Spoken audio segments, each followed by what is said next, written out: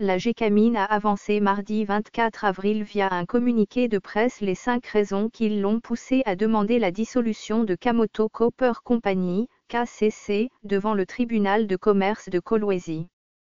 Gécamine s'est trouvé dans l'obligation d'engager cette procédure, dès lors que la situation justifiant une mise en dissolution judiciaire est caractérisée depuis maintenant plus de 10 ans, sans qu'aucune régularisation ne soit intervenue, malgré les nombreux rappels à l'ordre.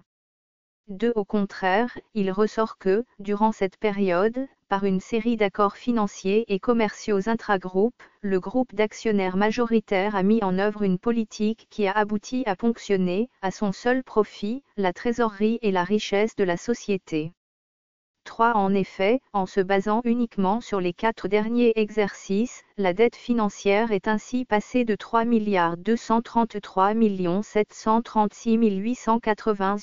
à 4 572 497 908 USD et la dette commerciale de 1 967 255 847 USD à 4 473 525 56 USD, en sorte que la société se trouve endettée, fin 2017, à l'égard du groupe Glencore à hauteur de 9 milliards de dollars américains, le tout en supportant des taux d'intérêt annuels pouvant atteindre 14%, très loin des conditions auxquelles la maison mère emprunte, pour ensuite prêter à la société commune. Ce sont ainsi plusieurs centaines de millions de dollars d'intérêts qui sont chaque année dus par KCC au groupe d'actionnaires majoritaires. La politique des contrats de services et de sous-traitance organisés en faveur des sociétés affiliées du groupe Glencore a constitué une autre forme de pratique au détriment de Gécamine, qui a contribué à affecter les résultats de cette société commune, laquelle n'a jamais versé le moindre dividende.